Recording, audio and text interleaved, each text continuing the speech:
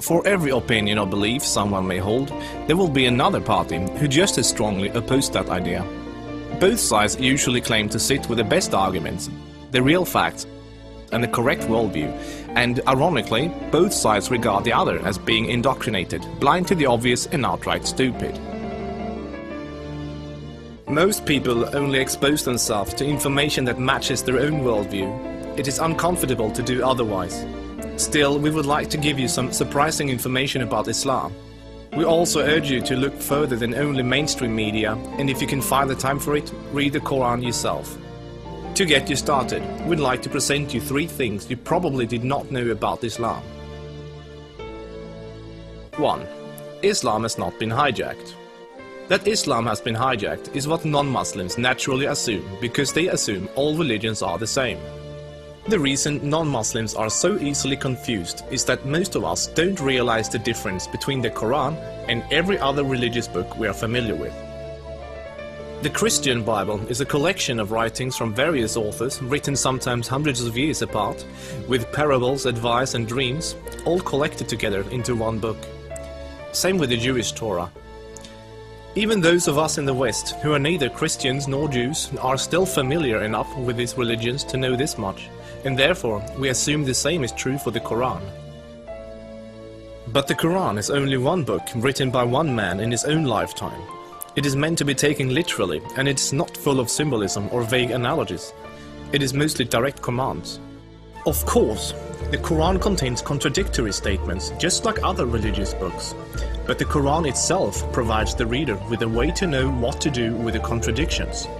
It's explained in the Quran that if you have 2 passages that contradict each other, the one written later supersedes the one written earlier.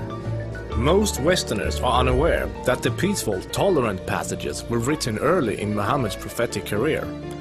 According to the Quran, those passages have been abrogated by later, more violent and less tolerant passages. So, when most Westerners hear jihadists quoting violent passages from the Quran, and then peaceful Muslims quoting peaceful passages, they interpret that the way they would if someone was quoting the Bible or the Torah. They think to themselves, oh, there must be many different and contradictory passages, like there are in other religious books, so Muslims can pick and choose what they like and justify whatever actions they want to take. But the Quran is nothing like that. There is no picking and choosing. It says very explicitly and in no uncertain terms that a Muslim must not alter or ignore any part of its very clear and direct message, or they will burn in a fiery torment forever.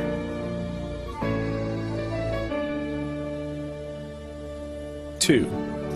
Striving to institute worldwide Sharia law is a religious duty.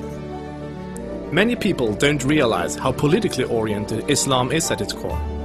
In fact, Islam is less of a religion than it is a religious ideology. It includes a mandatory and highly specific legal and political plan for the whole society, Sharia. There is no separation between the religious and the political in Islam.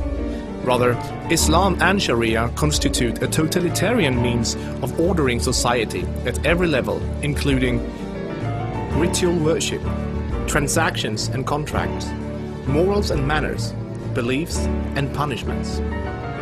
In the Quran, Allah makes it clear that man-made governments, such as a democracy, and free speech, such as criticizing the Quran, are abominations and must be eliminated. The modern expression creeping Sharia is used to describe the slow, deliberate and methodical advance of Islamic law in non-Muslim countries. Official Sharia courts already operate in the UK, handling cases ranging from divorce and financial disputes to domestic violence. Attempts to introduce Sharia in the legal system in Germany, Sweden and other European countries are ongoing. While Sharia already has a foot in our door in the matter of minor disputes like inheritance and domestic violence, it should concern you that Sharia commands that drinkers and gamblers should be whipped, allows husbands to hit their wives, allows an injured plaintiff to exact legal revenge, literally an eye for an eye, commands that a thief must have a hand cut off, commands that homosexuals must be executed, orders unmarried fornicators to be whipped and adulterers to be stoned to death, orders death for both Muslim and non-Muslim critics of Muhammad, the Quran and even Sharia itself, orders apostates to be killed, commands offensive, aggressive and unjust jihad. As written in the Quran, Sharia is the law of Allah. Any other form of government is a sin. It is the duty of every Muslim to keep striving until all governments have been converted to Sharia law.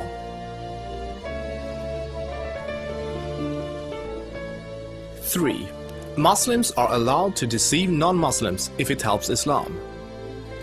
For non-Muslims, this principle, called taqiyya, is another surprising concept of Islam. While most other religions speak highly of truthfulness, the Quran instructs Muslims to lie to non-Muslims about their beliefs and their political ambitions to protect and spread Islam.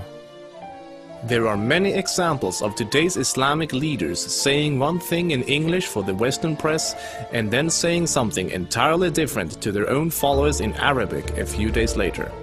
Deceiving the enemy is always useful in war, and Islam is at war with the non-Islamic world until the whole world follows Sharia law.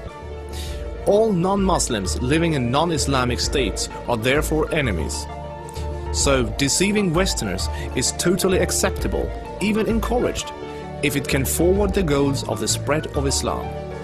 As a recent example, the Islamic American Relief Agency were seemingly raising money for orphans, but in fact giving the money to terrorists. They deceived good-hearted Western infidels into giving money to organizations that were actively killing Western infidels. Do the research yourself, this is not an isolated case. Islam as a religion of peace. Muslim organizations worldwide often declare that Islam is a religion of peace. But what does that really mean? It seems easy for a Muslim to quote a peaceful verse from the early parts of the Quran, while, by following the principle of taqiyya, neglecting to mention the fact that it has been officially abrogated by later, more violent verses. According to the Quran, the world will be at peace only when Islam and Sharia reign in every country, and never until then. This is why every Muslim can truthfully say that Islam is a religion of peace. If any of these points took you by surprise, then there is surely much more you still don't know. This subject will affect you in the near future, so take the chance to inform yourself now before it does.